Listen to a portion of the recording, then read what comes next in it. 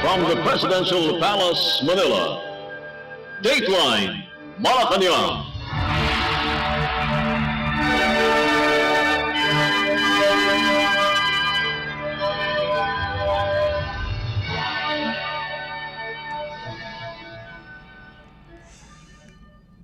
Good day. This is Dateline Malacañang in review. Philippine President Ferdinand R. Marcos Jr. on Monday promised that the government would employ all available resources to ensure that every Filipino will experience a Merry Christmas this year despite global challenges and adversities affecting the country. In his speech during a gift-giving event for residents of Marilac Hills and Haven for Women in Muntinlupa City, the President emphasized the importance of fostering the Christmas spirit, especially among children. The Chief Executive distributed gifts and various forms of assistance to residents of the two centers, which cater to victims of abuse and exploitation. President Marcos provided 20 sacks of 50-kilo rice to Marilac Hills and 10 sacks to Haven for Women. The Philippine President also donated food packs, medicines, vitamins, toiletries, and infant supplies to support the needs of the residents. Let us listen to the speech of Philippine President Ferdinand R. Marcos Jr. during the event. Maraming salamat sa ating DSWD Secretary, please. Ating DSWD Secretary, Secretary Rex Gatchalian, na sila ang namamahala dito sa ating Marilac Hills na center na binabalik-balikan ko ng matagal pa. Senador pa ako at civilian pa ako. Pupunta ako rito at dahil pagpunta ko rito, lagi ako napapangiti. Nahalata ko yata. Bawat punta ko rito, sumasayaw kayo. Gumagaling yung sayaw ninyo. Parang panay practice ninyo ng mabuti. At saka siguro, panay panood ninyo ng TV para nakikita ninyo mga bagong sayaw. At nakakatuwa naman na makita kayo at kahit papano ay nasa-celebrate natin yung Pasko. Kaya Merry Christmas sa inyong lahat. At ako'y natutuwa na kagabi lamang ang ginawa namin dun sa Malacañang. Sinindihan namin, inon namin yung malaki, meron kaming Christmas tree doon na napakalaki. At kasi December 1 na, umpisa na talaga ng Christmas season, ay inon na namin, ang dami nagbigay kami ng premyo doon sa mga gumawa ng mga parol, pagandahan ng parol. Maraming panalo, ang gaganda ng mga ginawa nila. Kaya talagang simulang-simula na, sabi ko, nung nanonood ako kagabi, sabi ko, Pasko na nga. At nag-on na tayo, sinindihan na natin yung Christmas tree. Ngayon, pagdating ko rito ngayong araw, talagang naramdaman ko na ang Pasko. At nakikita ko sa mukha ninyo Alam niyo, lalong-lalo na yung mga pag pinapanood nyo. Ito, tawa ng tawa ito Ha? Anong grupo ka? Ba't nung pagsayaw ng mga kasama mo, inaasar mo? Huwag mo namang ginagawa yun. Hirap na nga sumayaw yung tao Kayo talaga Pero laging masaya dito. At I'm very happy na nakapunta uli ako. At naramdaman ko ulit ang ating Pasko. And kagaya ng lagi kong pagpunta rito, kailangan naman natin, huwag nating kakalimutan ang ating benefactor, ang Rotary na Bagong Bayan na sila lagi. Lahat po ito dala nila. Lahat po ito dala nila. At lagi naman sila napaka-supportive dito. Every time na mapunta dito, nandito kayo. At para tiyakin na ang ating mga kasama rito kahit papano ay nakakaramdam ng Pasko. At yun ang aking sinabi, yun ang naging mensahe ko kagabi nung pinagsalita ako. pagkatapos ng programa, ay sabi ko, sana naman, kahit na tinamaan tayo ng kung ano ng bagyo, kahit na nasunugan ng mga iba't ibang lugar, kahit papano, tiyakin natin, tayong lahat, kaming lahat, na lahat ng Pilipino, lalo na itong mga maliliit, itong mga bata, ay dapat ang mga bata kahit papano makaramdam ng Pasko, kahit sila ay naging biktima ng bagyo, kahit sila ay naiwan pa sa mga evacuation center, basta kami sa pamahalaan, titiyakin namin lahat ng Pilipino ay may Merry Christmas ngayong 2024. Kaya't maraming salamat sa inyong performance dahil alam ko naman, hindi biglang nangyari yan. Kahit na mali na yung music, sige pa rin ang sayaw ninyo. At alam ko naman na pinaghirapan ninyo at nag-practice kayo na mabuti, kitang-kita naman. Kagaya na sabi ko, gumagaling kayo ng gumagaling. At kayong, akala namin kami nandito para magdala ng konting regalo, para matuwa kayo. Kami naman ang pinatuwa ninyo. Kaya't maraming salamat. At sa inyo lahat, simpleng-simple lang. Alam nyo naman, sa kalendaryo ng Pilipino, ang pinakamahalaga ay ang Pasko. Dahil yan ay pagkakataon natin na medyo magpahinga ng konti at makasama ang ating mga kaibigan, mga mahal sa buhay. Kaya't Merry Christmas sa inyo lahat. At Happy New Year pagdating ng New Year. At maraming salamat sa inyong hinanda na mga kanta at mga sayaw. At nailagay na naman ninyo sa puso namin lahat na nanonood sa inyo na nandito na nga ang Pasko. At kailangan alalayan natin lahat ng ating mga kababayan at ating mga kapwa Pilipino. You just heard Philippine President Ferdinand R. Marcos Jr. Dateline Malacañang. After his engagement at the Marilac Hills and Haven for Women in Muntinlupa City, Philippine President Ferdinand R. Marcos Jr. on Monday led the gift-giving to residents of Parang Town in the city of Marikina, held at the Valeriano Fugoso Memorial School Elementary Gym, Manila, Boys Town Complex.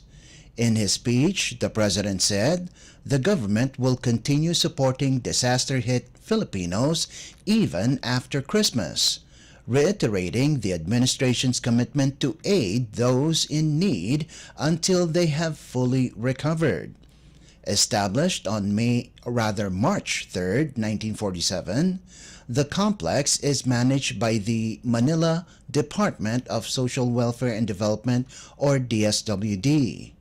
The chief executive highlighted the collaboration with local government units, or LGUs, and the DSWD in providing continuous support for calamity victims. President Marcos reiterated his Christmas wish for a joyful and prosperous season for all Filipinos, particularly those recovering from life's challenges. Let us listen to the speech of Philippine President Ferdinand R. Marcos Jr. during the event. Maraming salamat at ako'y tuwan-tuwa. Nakita nyo naman dahil ramdam na talaga ang Christmas spirit, lalo na pagkanto ating mga ninuno at pati na kasama hanggang dito sa ating mga bata. Kasama ang ating Mayor Lacuna ng Maynila na ang LGU pala ang nagpapatakbo nito. Pero distrito ni Congresswoman Stella at saka it's part of Marikina. One day you have to explain that to me. Na-confuse ako ng husto. Magandang umaga po sa inyong lahat. Merry Christmas po sa inyong lahat. Kami po ay nandito dahil talagang nagsimula na ang Christmas season. Alam po namin yun dahil kagabi, yung napakalaking Christmas tree doon sa palasyo, ay inon na namin yung ilaw. At makikita mo sa malayo. Kaya sabi namin, eto na nga, dahil Disyembre na, Pasko na. At sino ba ang dapat nating puntahan at magregalo? Kaya kami nandito para magdala ng kaunting regalo. Bukod sa regalo, meron pang mga ibang mga hiningi ng LGU para sa ating mga nandito, mga food pack. This is a health kit, right? Oh, health kit. At saka meron pang para naman na hindi nyo na inaalala. That is bigas din, lahat, kumpleto. So, ayan po ay aming dinala at ako'y nagpapasalamat sa inyong palabas. Meron palang, hindi namin alam, dapat malaman ng tao, meron palang K-pop dito sa Boys Town. May future tong mga batang ito, no? Kaya tuloy-tuloy ang aming tulong sa inyo, tuloy-tuloy ang aming pag-alala sa inyo. Huwag niyo pong isipin kahit na sandali na kayo'y nakalimutan o kayo'y hindi na iniisip. Laging po kayo nasa isip namin.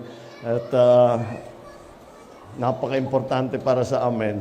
Lalo na sa iyo. Ang sinabi ko nga kagabi, ang aking Christmas wish, kahit sinong Pilipino, dapat naman magkaroon ng kahit papano maramdaman ang Christmas spirit at magkaroon ng Merry Christmas. Kaya patuloy po lahat po ng ating ginagawa para patuloy po na matupad yung aming panalangin na lahat ng Pilipino ay masasabi natin lahat, naramdaman natin yung Christmas spirit. Sa harap ng mga dinaanan natin, may mga bagyo, may mga sunog, pero Pilipino tayo sanay tayo sa ganyan. Kahit na natisod tayo ng konti, tatayo ulit at maglalakad ulit at wala tayong magagawa. Matitigas ang ulo ng mga Pinoy. Kaya kailangan tuloy-tuloy ang ating ginagawa. Kaya ang Pasko, siguro sa kalendaryo ng Pilipino, ito ang pinag-antay. At dahil itong chance natin na medyo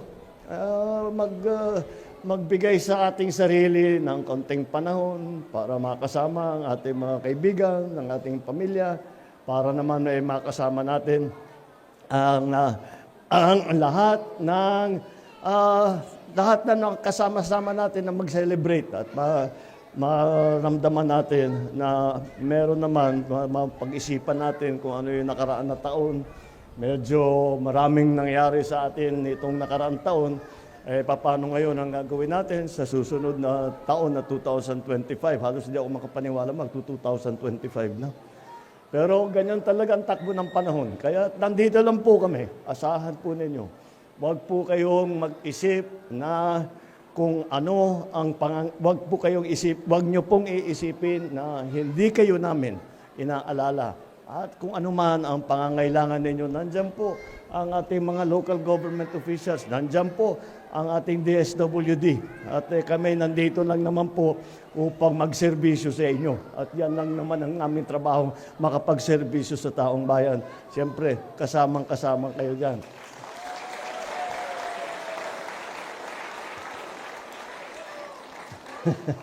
nawala na yung audience ko. Dapat yung regalo, dapat nang tapos na ako para para nakinig.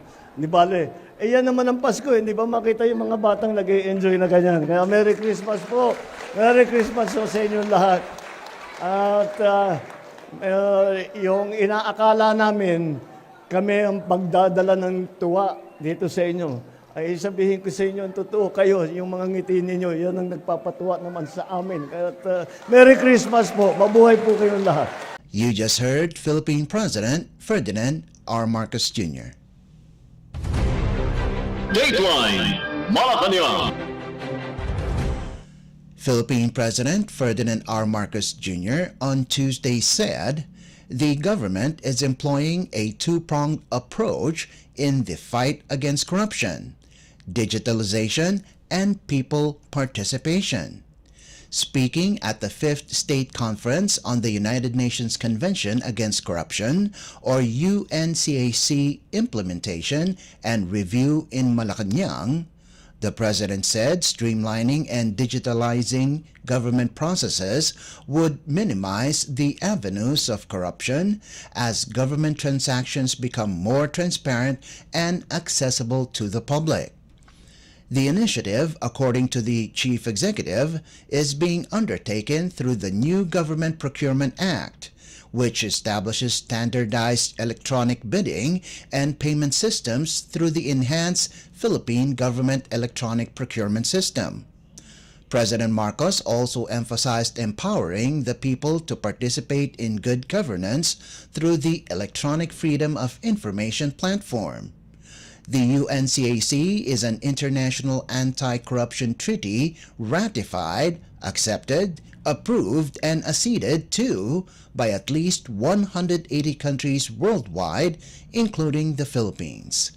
Let us listen to the speech of Philippine President Ferdinand R. Marcos Jr. during the event. On November 6, 2006, the Philippines ratified the United Nations Convention Against Corruption, or UNCAC.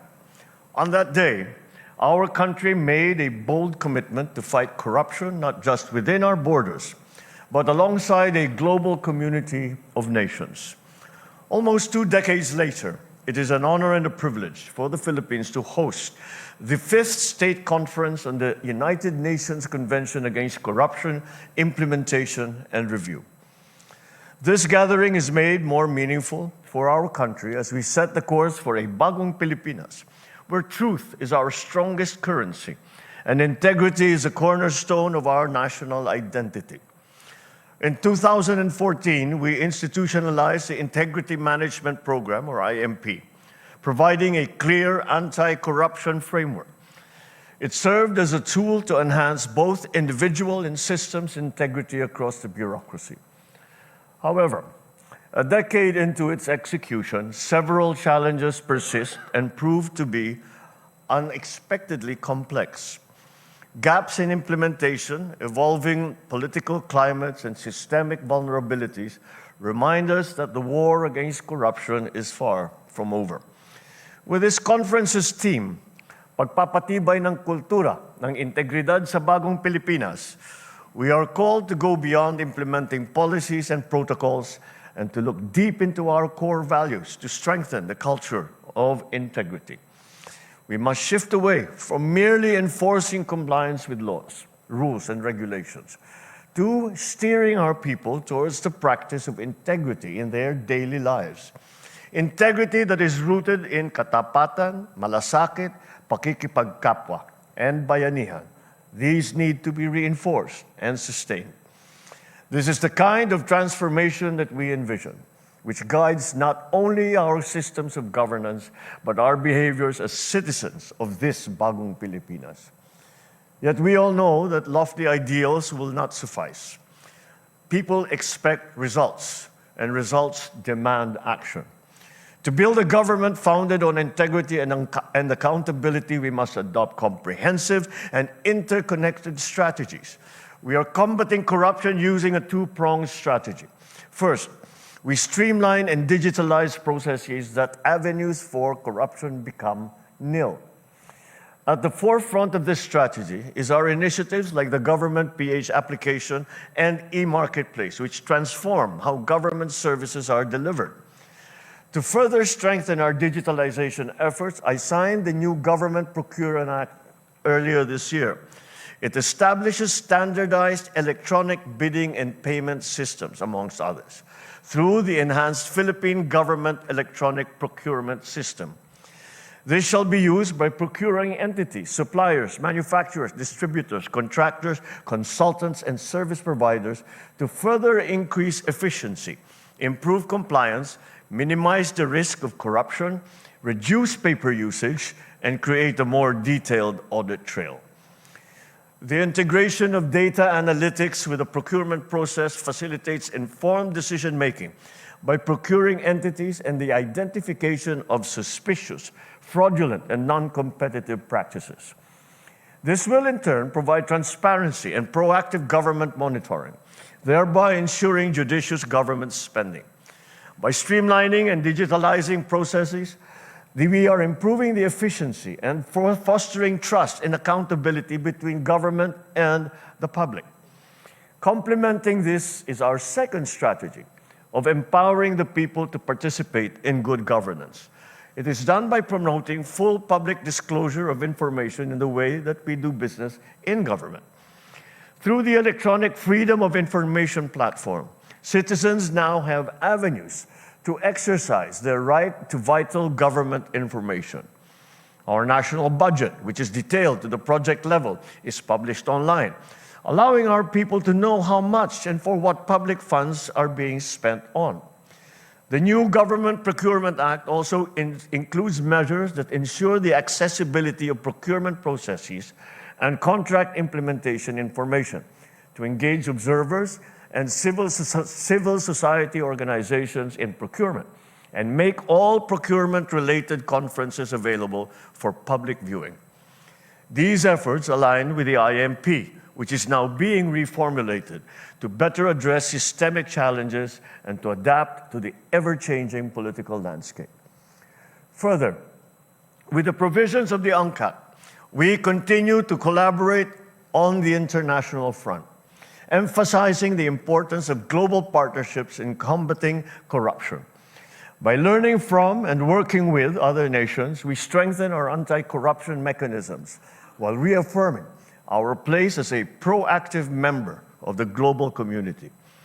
Together, these interconnected efforts form a united approach to fostering a government that is efficient, accountable, and reflective of a nation committed to placing honor and integrity over self-interest. Let the Fifth State Conference Resolution 124 you presented today be a powerful pact between us and the Filipino people, between today and the future that we are determined to create. What you sign today will echo our commitment to fighting corruption and protecting the trust accorded to us by our people. Let us envision a bagong Pilipinas where integrity is a steadfast reality, deeply ingrained in every part of our society. Let us make this promise we fulfill, for the future is ours to shape. You just heard Philippine President Ferdinand R. Marcos Jr. Dateline Malacañang. Philippine President Ferdinand R. Marcos Jr. directed several government agencies to strengthen the administration's campaign in providing appropriate nutrition to Filipinos, headed by the National Nutrition Council, or NNC. In a sectoral meeting Tuesday in Malacañang, the President ordered the NNC to lead the Philippine Plan of Action for Nutrition. According to Department of Health, or DOH Secretary Chodoro Herbosa, the chief executive underscored that various government agencies should coordinate to promote nutrition to Filipinos, starting with children. In a press briefing, Secretary Herbosa explained that health and nutrition is important in the first 1,000 days of children so that they would not grow stunted or undersized. Among the directives of President Marcos Jr., Herbosa said, is a whole-of-government approach on the government's feeding program in coordination with local government units, or LGUs. President Marcos emphasized that the government should not just rely on LGUs to implement feeding programs and other nutrition programs, and that the government should also do its part. Besides the DOH, among the government agencies that will help implement the first 1,000 days of a child are the Department of Science and Technology, or DOST, Department of Agriculture, or DA, Department of Education, or DepEd, Department of Social Welfare and Development, or DSWD, Department of Labor and Employment, or DOLE, and the Department of the Interior and Local Government, or DILG. Dateline Malacañang. Philippine President Ferdinand R. Marcos Jr. on Wednesday commended the Anti-Terrorism Council, or ATC, for its significant milestones in dismantling threats and fortifying the nation's security this year. During the 33rd ATC meeting and year-end celebration in Malacañang in Manila, the President assured his administration firmly supports the Council's mission. The Chief Executive said the government will continue investing in initiatives that balance decisive action with inclusive approaches, ensuring a future where peace is not a fleeting idea but a continued and lasting reality. The mission of the ATC extends beyond neutralizing terrorist threats and prevent them altogether. Likewise, President Marcos touted his administration's accomplishments in the anti-terrorism program. President Marcos Jr. said the freezing of assets linked to terrorism, coupled with successful prosecutions, underscores the country's determination to contain the global threat. Let us listen to the speech of Philippine President Ferdinand R. Marcos Jr. during the event. Today, we pause to celebrate the achievements and honor the dedication, the resilience, and teamwork of the Anti-Terrorism Council. It's a time to reflect and to express our gratitude and renewed commitment to a bagong Pilipinas, where safety and peace are not exceptions, but are expectations. The mission of the Anti-Terrorism Council extends beyond neutralizing terrorist threats. It aims to prevent them altogether. By implementing programs that prevent counter-violent terrorism, we address the roots of radicalization and foster trust within our own communities. When we empower local leaders and engage the youth and provide avenues for dialogue, we are building a safer, more united Philippines. These efforts plant the seeds of hope, the seeds of resilience, ensuring that every Filipino can enjoy and benefit from the fruits of peace. Terrorism is a global challenge, and the Philippines has stepped up as a reliable and proactive partner in the fight against it. By strengthening ties with international allies, the United Nations, and regional organizations, we have elevated our capabilities to address transnational threats. These partnerships showcase our nation as both a beneficiary and a contributor to global security, embodying the Filipino values of solidarity, shared responsibility, all for a peaceful world. This year, the Anti-Terrorism Council has achieved significant milestones in dismantling threats and fortifying our nation's security. By disrupting terrorist organizations and limiting their resources, we have sent an unequivocal message.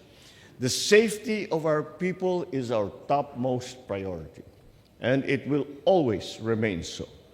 The freezing of assets linked to terrorism, coupled with successful prosecutions, underscores our nation's determination to uphold the rule of law. These measures not only safeguard our own communities, but also affirm our commitment to accountability, justice, and peace. Another noteworthy achievement is our progress towards exiting from the Financial Action Task Force, or FATF, gray list. This is a very, very important item. I know that it's not spoken about a great deal in the public domain, but nonetheless, as an obstacle to the continuing transformation of our economy, to the continuing transformation of our place in the world, us exiting from the gray list is a significant move. This milestone will benefit millions of Filipinos, from smoother remittances for overseas workers to increased investor confidence that bolsters our economy. These successes were made possible through the collaboration of various agencies, private sector stakeholders, and tireless public servants. It reminds us that when we move as one, we can achieve goals that resonate across borders, across generations. Let me acknowledge once again those who have been recognized earlier. The work we do requires constant evolution. Terrorism, fueled by advancing technology and shifting tactics, demands a response that blends strength with humanity, vigilance with compassion, and strategy with foresight. This administration firmly supports the Council's mission. Together, we will continue investing in initiatives that balance decisive action with inclusive approaches, ensuring a future where peace is not a fleeting ideal, but a continuing and lasting reality. As we approach the close of the year, let us take a moment to reflect on how far we have come. The achievements, of course, that we celebrate today are triumphs over the challenges that we have faced. Yet, far more than that, they are investments for a brighter tomorrow. To the women and men of the Anti-Terrorism Council, your dedication and service has turned this vision into reality. May these achievements inspire us to aim higher, work harder, and dream even larger. You just heard Philippine President Ferdinand R. Marcos Jr.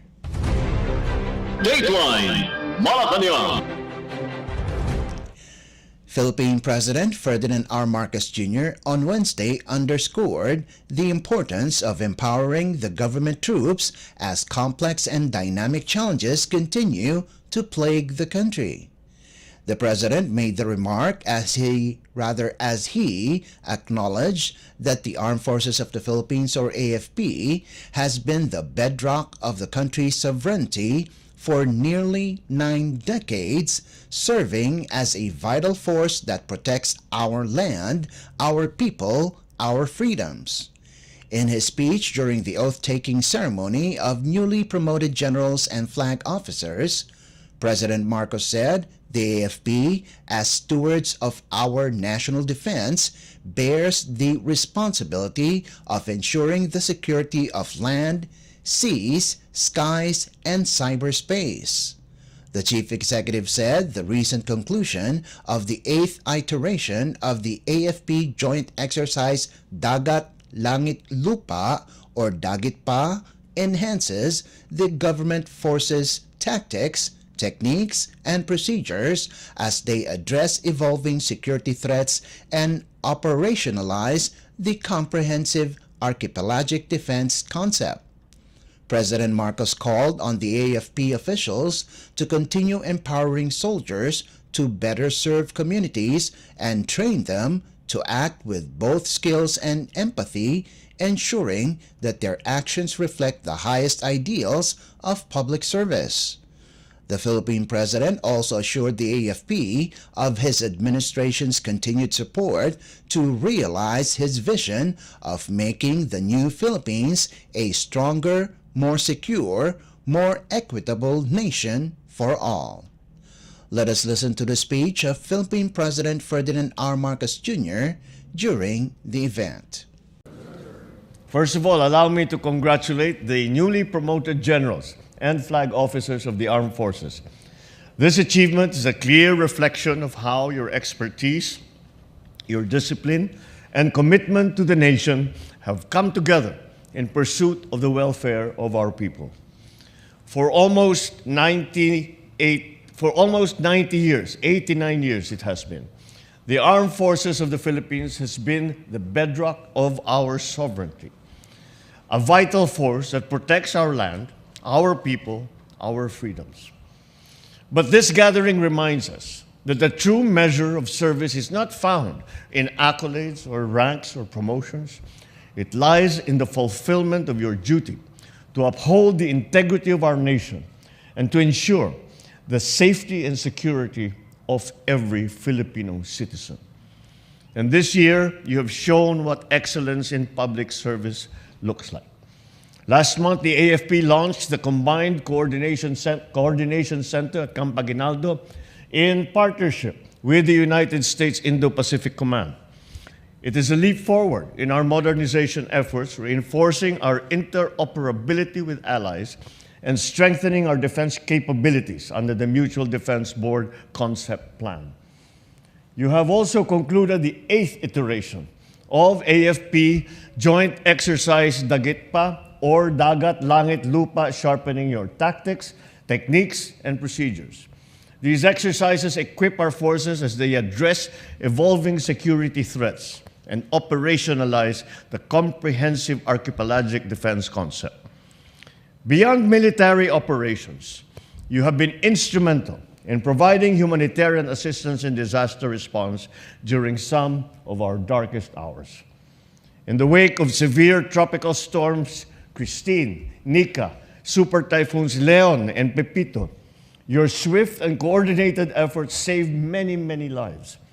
These actions remind us that the AFP is a force of compassion. However, we continue to face complex and dynamic challenges, threats to our sovereignty, lawless elements that undermine peace, and the increasing frequency of natural disasters. These require us to remain steadfast, resourceful, unyielding in our resolve. As stewards of our national defense, you bear the solemn responsibility of ensuring the security of our land, of our seas, of our skies, our cyberspace. In defending our waters, we must uphold international maritime laws, deepening our commitment to regional peace and cooperation. By fostering coordination amongst nations, we can safeguard stability while advancing our collective interests. Diplomacy rooted in strong legal foundation is our most effective instrument in navigating these endeavors. Equally, we must continue to empower our troops to serve our communities better. Train them to respond not only with skill, but with empathy, ensuring that their actions reflect the highest ideals of public service. After all, the stars on your shoulders signify the responsibilities you now carry, the trust of the Filipino people, the security of our nation, and the future of generations yet to come. Every decision we make now, every action that we take, will help shape the course of our republic. As our senior officers of the Armed Forces of the Philippines, I enjoin you to lead with honor, serve with integrity, and inspire others with your example. Stand with your troops, stand for the Constitution, and above all, stand for the Filipino people. This administration will remain your steadfast partner in strengthening our institutions and upholding the rule of law so we can build a bagong Pilipinas that is stronger, that is more secure, more equitable for all. Mabigat man ang inyong sinumpang tungkulin, marami mang hamon ang kailangan harapin. Makakaasa kayo na ang buong bansa ay kasama ninyo, nagdadasal para sa inyong kaligtasan, sumusuporta sa inyong mga hakbang, at umaasang maglilingkod kayo ng may katapatan sa ating bayan. Higit sa lahat, isulong natin ang mga pangarap ng bawat Pilipino sa pamamagitan ng bawat misyon na naitupad natin, bawat sakripisyong inaalay, at bawang hamong tinapatan ng tagumpay. Maraming salamat. Mabuhay ang Armed Forces of the Philippines. Mabuhay ang bagong Pilipinas. You just heard Philippine President Ferdinand R. Marcos Jr. Dateline Malacañang. Philippine President Ferdinand R. Marcos Jr. on Wednesday expressed his intent to strengthen the Philippines' trade relations with Canada and the World Trade Organization or WTO. This was after WTO Director General Dr. Ngozi Okonjo-Iweala and Canadian Minister of Export Promotion, International Trade and Economic Development Mary Nang made a courtesy call on the President at Malacañang Palace in Manila.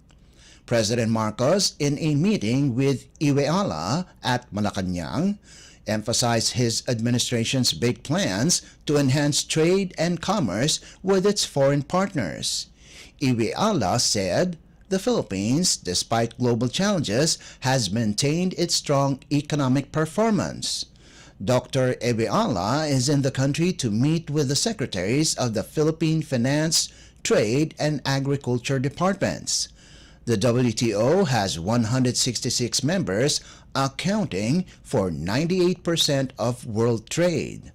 The WTO operates a global system of trade rules, acts as a forum for negotiating trade agreements, settles trade disputes among its members, and supports the needs of developing countries.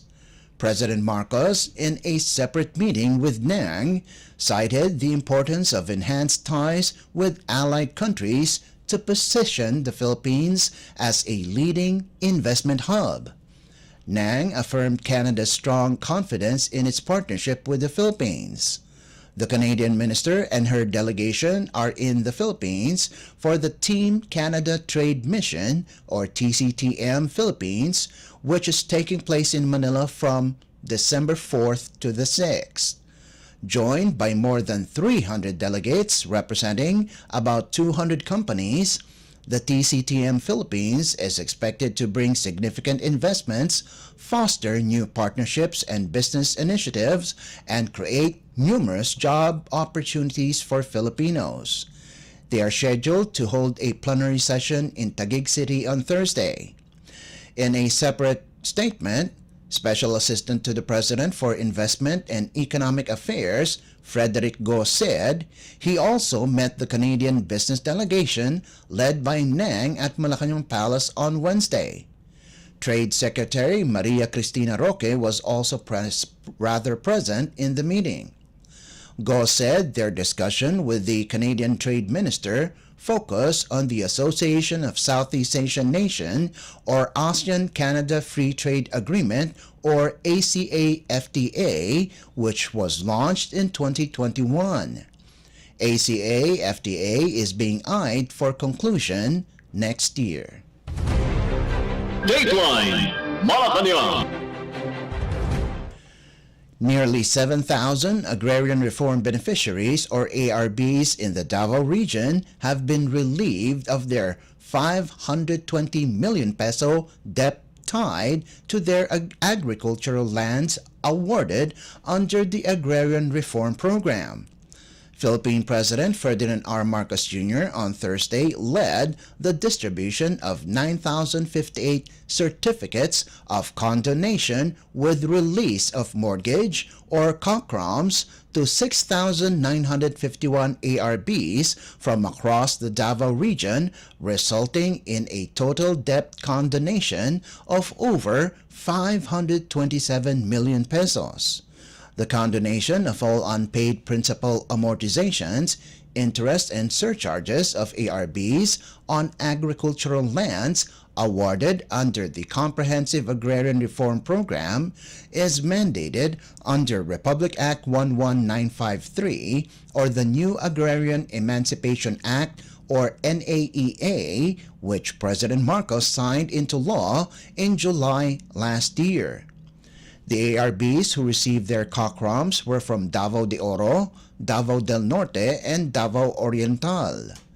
According to the President, the government will complete within the year the condonation of debts of all the remaining ARBs in the other provinces of the region, such as Davao del Sur, Davao Occidental, and Davao City.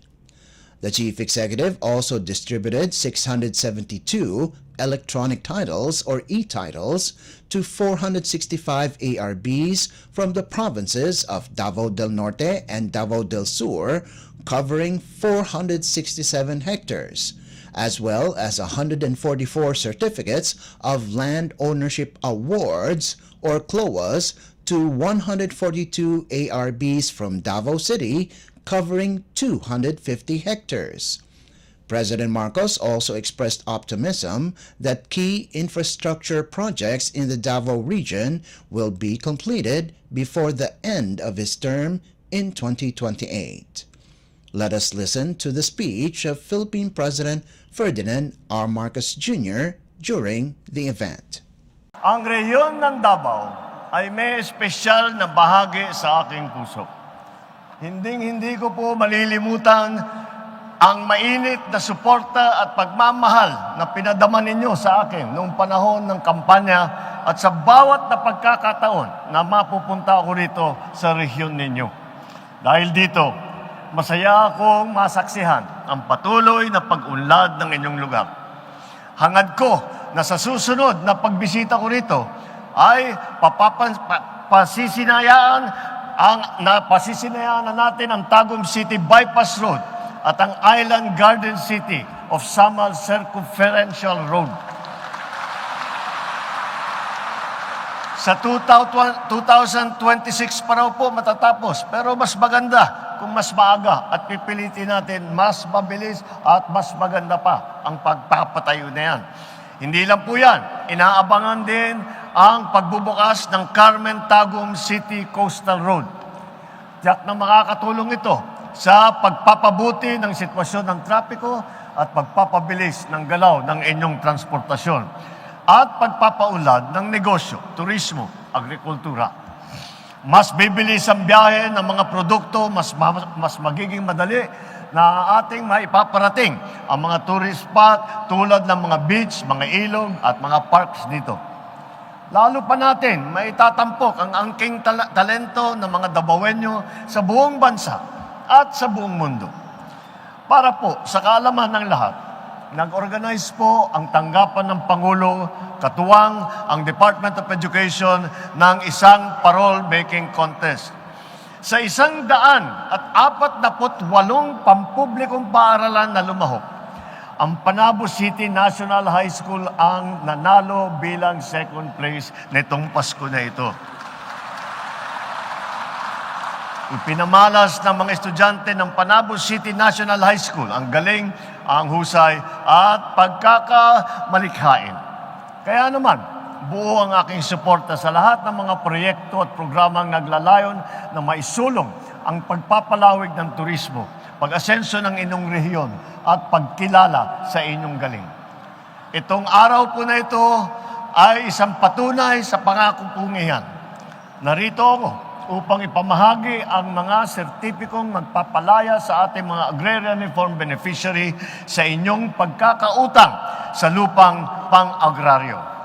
Ang paggawad ng mga certificate of condonation with release of mortgage o yung tinatawag nating COCROM ay bahagi ng pagpapatupad ng isang bagong batas, ang New Agrarian Emancipation Act. Ang programang ito ay naglalayong gawing ganap na pagmamay-ari ng ng inyong mga sinasaka.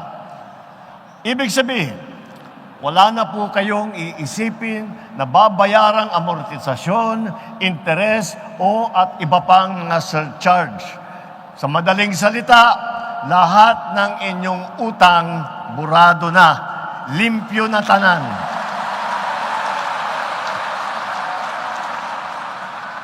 Sa buong Region 11 ay magbibigay tayo ng mahigit 11,000 kokrom para sa mahigit 9,000 benepisyaryo. Ito ay may kabuuang lawak na mahigit 13,000 ektarya na nakakahalaga ng mahigit 600 milyong piso.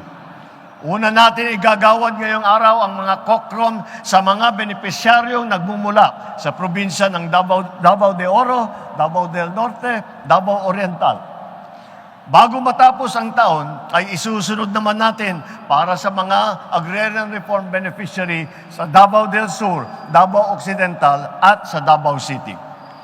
Mahigit 600 e-title sa mga ARBs mula sa Davao del Norte, del Sur ang ating ipapamahagi nang sa gayon magkaroon na ng sariling titulo sa lupang inyong sinasaka. Ito naman ay alinsunod sa proyekto ng DAR, gaya ng split project at ng land acquisition and distribution. Ito ang layunin nito ay mas pabilisin ang paghahati ng lupa para sa ating mga farmer beneficiary at ang pamamahagi ng mga lupang sakahan para sa mga magsasakang walang sariling lupain. Kaya naman, nagpapasalamat tayo sa World Bank dahil katuwang sila ng DAR sa pagpapatupad nito. Bukod pa rito, mamamahagi rin tayo ng mahigit 140 Certificate of Land Ownership o CLOA sa Davao City. Patuloy po ang pagsisikap ng gobyerno na mabigyan kayo ng mga proyekto na makakatulong sa pagpapalago ng inyong mga sakahan at magpapatatag sa sektor ng agrikultura. Kaya ngayong araw, ipinagdiriwang din natin ang tagumpay ng bunga ng inyong pagsisikap, ang inyong sakripisyo at determinasyon. Makakaasa kayo na sa bagong Pilipinas, hindi namin kayo pababayaan. Ang paglilingkod sa inyo ay ang nagbibigay sa amin ng inspirasyon para magsumikap sa aming tungkulin.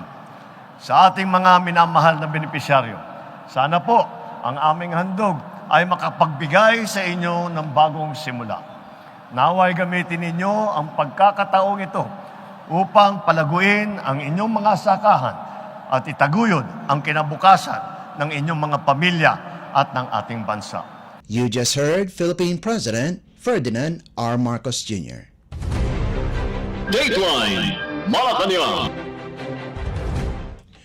Philippine President Ferdinand R. Marcos Jr. on Thursday assured farmers that the government's ongoing flood control projects are designed to withstand the impact of climate change, especially on the agriculture sector.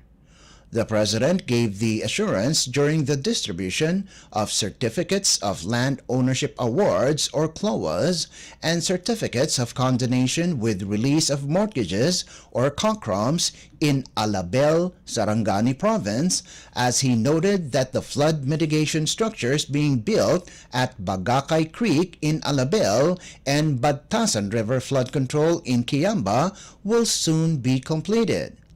During the event, President Marcos led the distribution of 1,251 CLOAs and 13,527 COCROMs to Agrarian Reform Beneficiaries or ARBs in Soc Sargen. The CLOAs were awarded to 1,252 ARBs covering 2,174.52 hectares in Sarangani Province. On the other hand, the COCROMs relieved around 11,699 ARBs of their debt amounting to over 939 million pesos and covering a total land area of 21,098.65 hectares. Let us listen to the speech of Philippine President Ferdinand R. Marcos Jr. during the event. Binabati ko ang lahat ng mga narito sa masayang okasyon na ito, lalo na ang ating mga magsasaka. Maraming salamat po sa inyong pagdalo at sa mainit na pagtanggap sa amin. Tunay ngang napakaganda ng Sarangani mula sa inyong mga likas na yaman hanggang sa inyong masaganang agrikultura. Patuloy pa natin itong iniingatan at pinapatatag dahil napapadalas ang bagyo sa ating bansa, bunsod ng tinatawag na climate change o pagbabago ng ating klima. Kaya masaya ko pong ibabalita sa inyo na malapit nang matapos ang flood mitigation structure na ginagawa sa Bagakay Creek dito sa Alabel at Badtasan River Flood Control sa Kiamba, sa Sarangani naman. Sana makatulong po ito para maiwasan natin ang matitinding pagbaha at pagkasira ng ating mga pananim. Ang inyong probinsya ay kilala sa iba't ibang high-value crop tulad ng mais, ng niyog, palay, saging at iba pa. Dahil dito, tayo ay nagsisikap pa na mapalago ang sektor ng agrikultura hindi lamang dito sa inyong rehiyon kung hindi pati na sa buong bansa. Kaya po ang ating mga magsasaka ang haligi ng sektor ng agrikultura. Kung hindi dahil sa inyong sipag at dedikasyon sa inyong trabaho, hindi po magkakaroon ng sapat at masustansyang pagkain ang mga kababayan natin. Kaya napakahalaga po na sektor ng agrikultura at ang tungkulin ng mga magsasaka. Panahon pa ng aking ama nung nagsimula ang reforma sa lupa. Hindi nyo po itatanong, ang nagsimula po ay ang aking ama na si President Ferdinand Marcos Sr. At ang tumutulong sa kanya, ang Secretary ng Department of Agrarian Reform, si Secretary Conrado Estrella naman, yung pong lolo ng ating department, department secretary ngayon. Mula noon ay sinimula na ang tinatawag na agrarian reform. At nung kami ay naupo sa aming mga naging katungkulan ngayon, ay tinignan po namin at sabi ko dapat tapos na ito. Bakit hanggang ngayon? Nakikita natin yung record ay hindi pa natatapos. Nakakahiya ito. Magagalit sa atin ang ating mga ninuno kung hindi natin tapusin ito. Kaya pilit namin na matapos, na maibigay lahat ng mga CLOA sa lahat ng mga agrarian reform beneficiary bago po kami umalis sa aming mga opisina.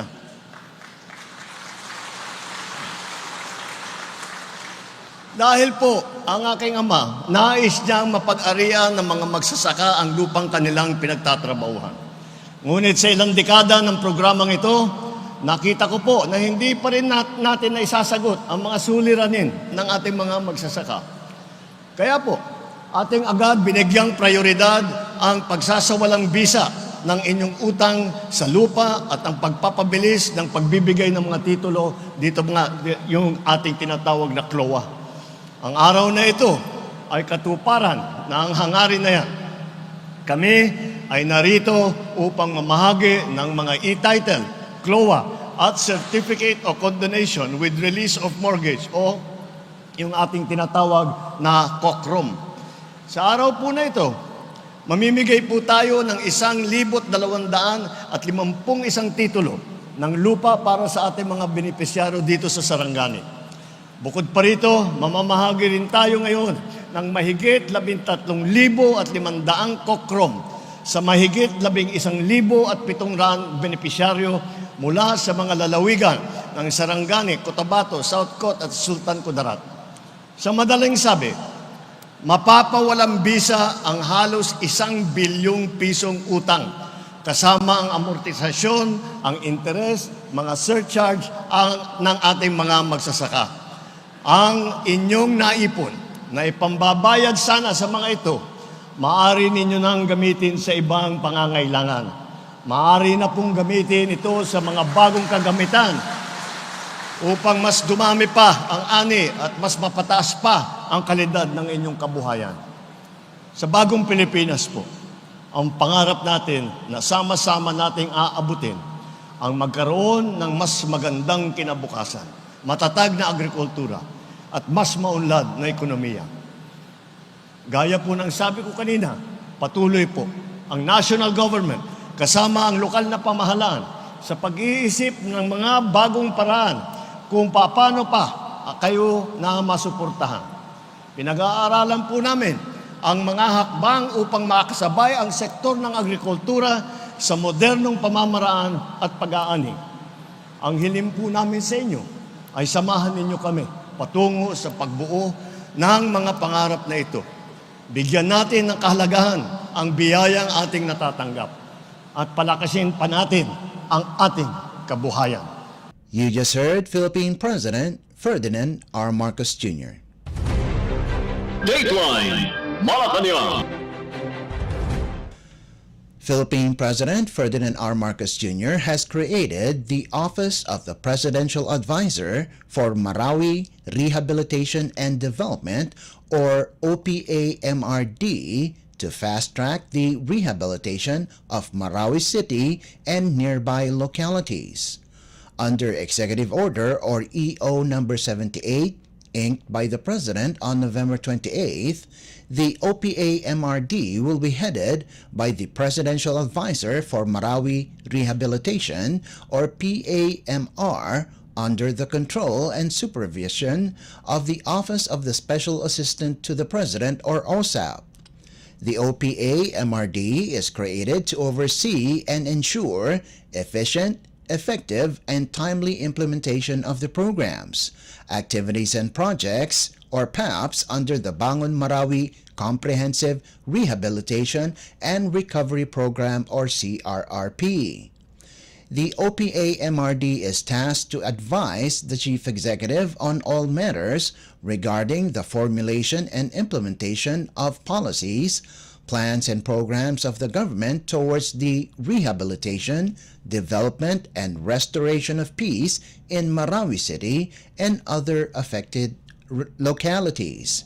It is also designated to oversee, monitor, coordinate, and harmonize all strategies, programs, activities, and projects of implementing agencies in charge of the recovery efforts. EO 78 also directs the OPA-MRD to coordinate with concerned local government units or LGUs in the implementation of PAPs related to Marawi City rehabilitation and development.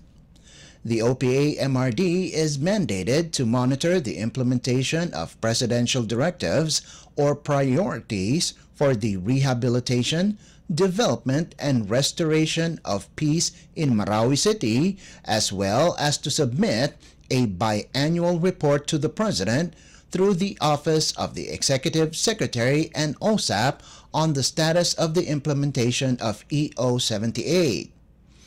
All relevant departments, agencies, bureaus, offices are directed to provide full and timely assistance and cooperation to the OPA-MRD to ensure the effective implementation of President Marcos's latest directive.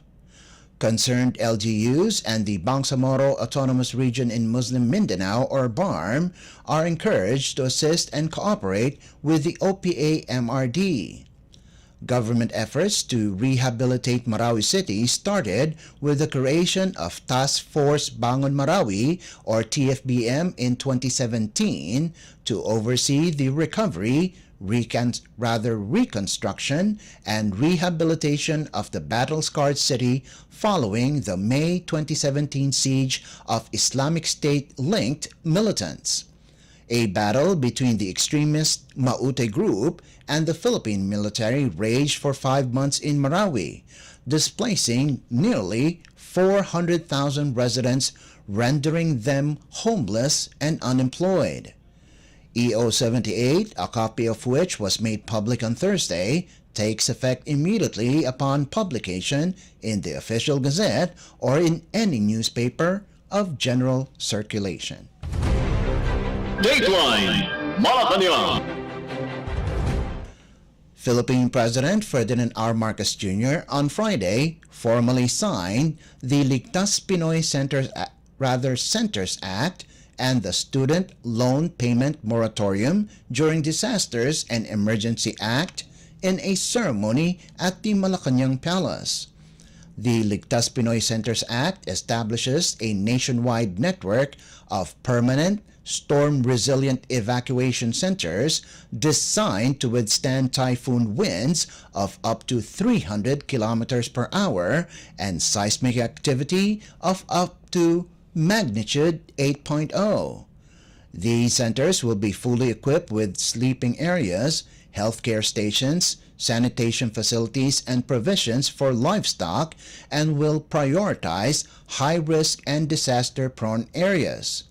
The initiative comes as the country recovers from severe tropical storm Christine, underscoring the urgency of climate-resilient infrastructure. Meanwhile, the Student Loan Payment Moratorium during Disasters and Emergencies Act provides financial relief to students in calamity-declared areas. Loan repayments for higher education and technical vocational training programs will be deferred during and after emergencies, allowing affected students to focus on recovery and their studies. The implementation of these new laws will be spearheaded by key government agencies in coordination with local governments, paving the way for stronger disaster resilience and inclusive educational support nationwide. Let us listen to the speech of Philippine President Ferdinand R. Marcos Jr. during the event. Last October, our country had the distinct honor of hosting the 2024 Asia-Pacific Ministerial Conference on Disaster Risk Reduction. Together with our partners and neighbors in the region, we came to the resounding conclusion that as climate challenges intensify, so should our efforts. The signing of the Ligtas Pinoy Centers Act and the Student Loan Payment Moratorium during Disasters and Emergencies Act today reflects our steadfast commitment to protecting the rights and providing relief to families and students affected by calamities. The Ligtas Pinoy Centers Act mandates the establishment in every city and municipality nationwide of evacuation centers that are fully equipped to provide temporary but secured accommodations for our disaster-stricken citizens. We do not wish for the frequent usage of such facilities and can only pray that we have fewer calamities. But nonetheless, we need to ensure that the evacuation centers sufficiently respond to the needs of our people affected by calamities and other such emergencies. Investing in these climate-resilient facilities must be the norm, for we are not only protecting the people's lives, but also capacitating our local government units to respond, to reduce, and to manage the risks of disasters. Through this, we are also integrating into the very consciousness of every Filipino that preparedness is as vital as responsiveness. Whenever disaster strikes, we can and will respond. Noong Sabado, dinalaw ko ang mga evacuation center ng ilang mga nasalanta ng sunog sa Tondo. Alam niyo po, naantig ako sa nakita ko dahil sa kabila ng pinagdadaanan nila, nakangiti pa rin sila at ang init pa rin ng salubong na ibinigay sa atin. Dito ninyo makikita ang pagiging matibay ng mga Pilipino. Kahit nasa gitna ng matinding pagsubok, nagagawan pa rin ng paraan upang sumaya. Tibay ng loob at tatag ng pananampalataya sa may kapal, yan ang kanilang tangan. Evacuation centers like these should also be as strong as their faith and as resilient as the people's resolve. These serve as safe havens for those who share the same struggle and find comfort amongst one another. In my many visits to temporary shelters, I saw the plights of evacuees, and it's a very serious matter. Adding to that, the predicament is that traditionally, public schools are being used as, by default, evacuation centers. And that has been the case since we started using evacuation centers. I understand the appeal of the DepEd to refrain from using school grounds and classrooms as evacuation centers for prolonged periods of time. Schools are supposed to be sanctuaries for learning, creativity, and growth. They should not also bear the burden of being makeshift shelters. With the enactment of this law, we heed that appeal and commit to only using our schools for the promotion of our students' welfare and development of the education system.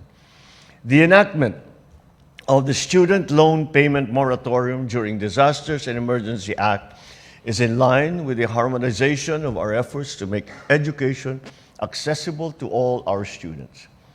This law provides urgent financial relief by deferring student loan collections during and after disasters without penalty or interest. The benevolence of this law allows the disaster-affected students and their families to have a breathing space as they recuperate and rebuild their lives. It is our hope that this law will help lessen the financial burden off of our students' shoulders as they continue their schooling. Let me express my appreciation to our legislators who rallied behind the creation of these much-needed laws, a testament to your commitment of giving paramount prioritization to people's needs. To properly implement these pieces of legislation, I call on the Department of Public Works and Highways to ensure the timely construction of these evacuation centers in priority LGUs, in adherence to the required minimum standards, including the National Building Code, and with consideration to the unique needs of each LGU. Furthermore, we have redesigned the evacuation centers because the weather and that we have been experiencing has become more and more extreme. And we have our evacuation centers are rated to survive a very 130 kilometers per hour winds, whereas we have seen in the past few weeks that these are way below the strengths of the storms that we have been experiencing. And that is why the standards that we are going to be building to will be much higher, and to make sure that those who have been taken to evacuation centers do not then become victims when the evacuation center fails in the face of such strong weather. So to the CHED and to TESDA, extend all forms of necessary and reasonable assistance to our students. Ensure that the financial hardship of our disadvantaged students will not hinder them from completing their education. To all LGUs, especially those located in calamity-prone areas, I urge you to keep your constituents informed with your disaster resilience strategies and plans. Let us together accelerate our efforts and offer more innovative solutions that aim to offer refuge and provide ease to our fellow Filipinos, especially in times of such crises. Let these new laws lead us to become a truly disaster-responsive, bagong Pilipinas, one that reflects the innate strength and resilience of the Filipino people. You just heard Philippine President Ferdinand R. Marcos Jr. Dateline Malacañang. And finally, fulfilling the commitment to provide economical, efficient, and accurate soil analysis to farmers in all regions of the country, President Ferdinand R. Marcos Jr. on Friday joined the Department of Agriculture, or DA, Bureau of Soils and Water Management, or BSWM, in inaugurating the first ever Mobile Soil Laboratory, or MSL, in a ceremony at the Kalayaan Hall in Malacañang Palace.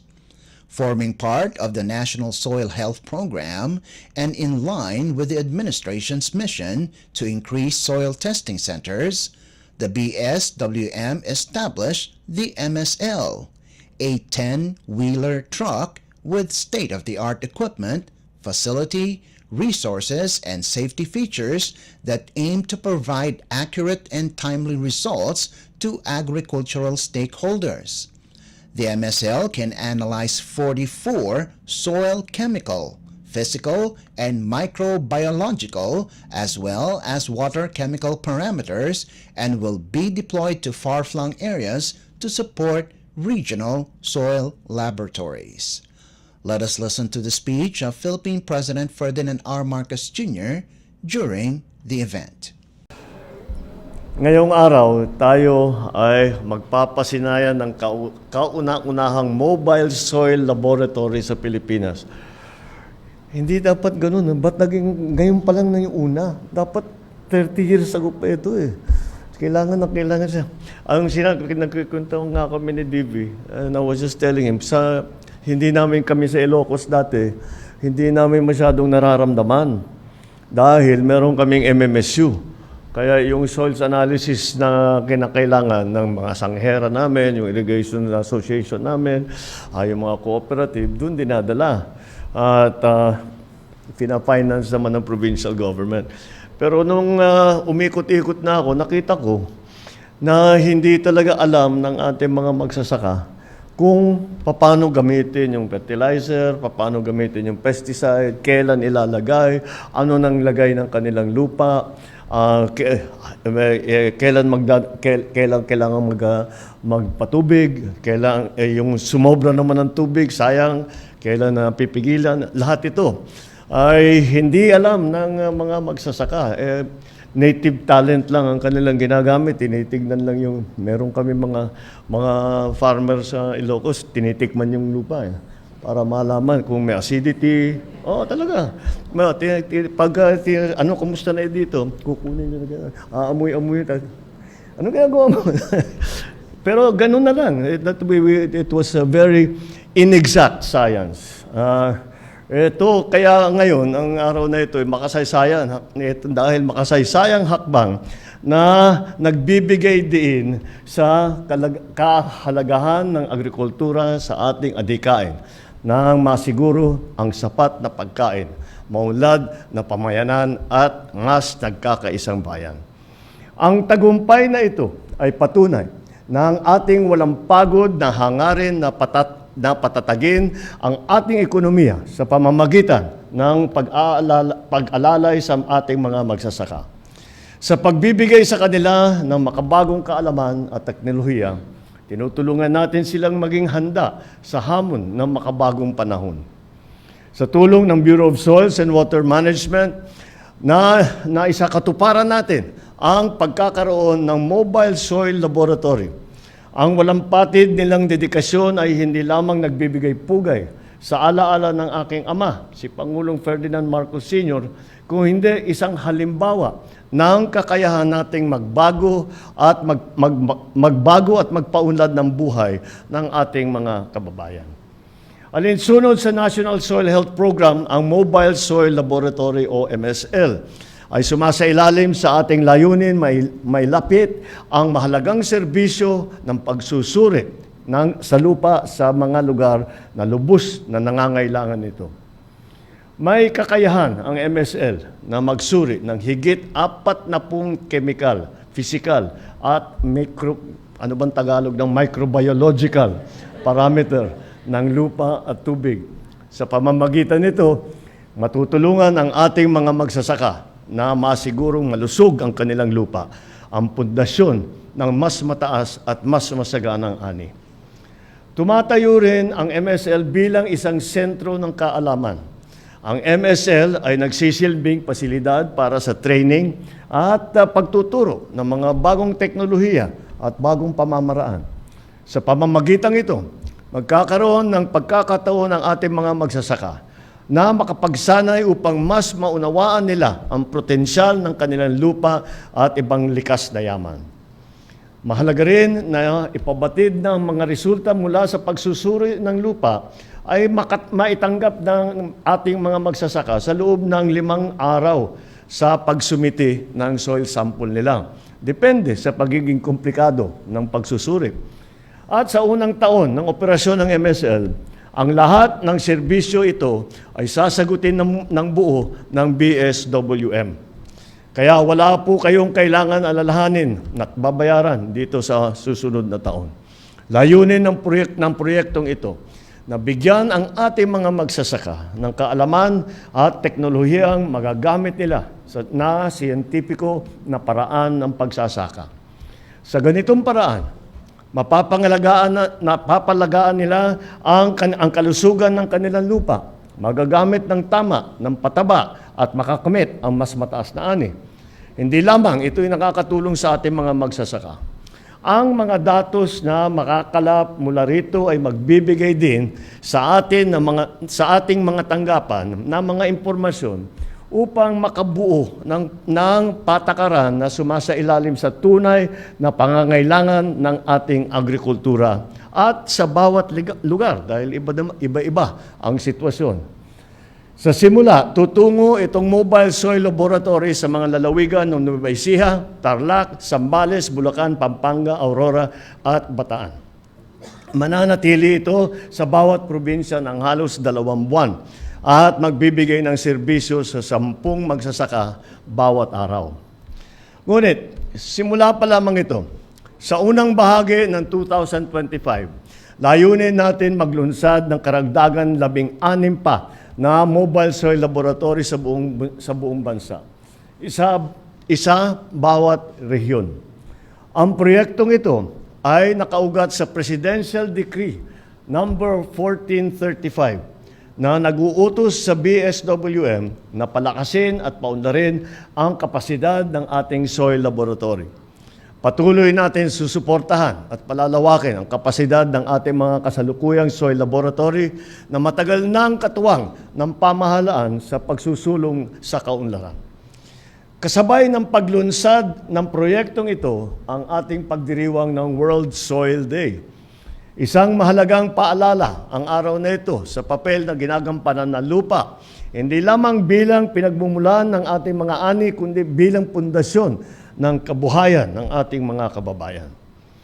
Tuwing ika-5 ng Disyembre, nagkakaisa ang buong mundo upang paigtingin ang ating pagkilos sa pangangalaga ng ating yamang lupa.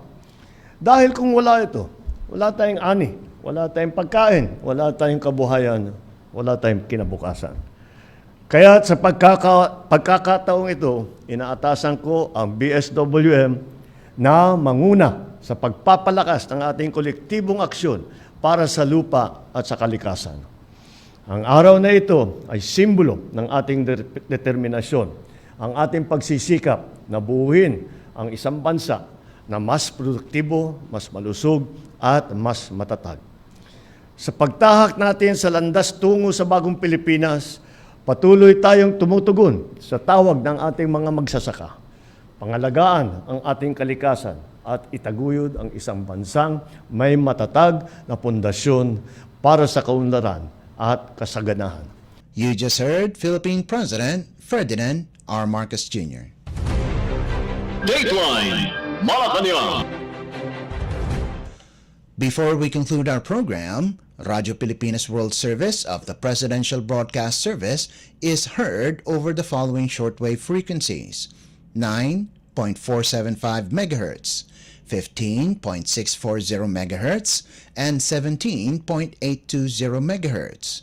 You can also visit our Facebook page and YouTube channel at Radyo Pilipinas World Service. You will be able to hear and view our Filipino and English programs, including news updates here in the Philippines. Kindly subscribe, like, and share our posts as well. And that concludes this edition of Dateline Malacañang in Review. For Radyo Pilipinas World Service, this is Leo Magpayo. Good day and stay safe. From the Presidential Palace, Manila, Dateline Malacañang.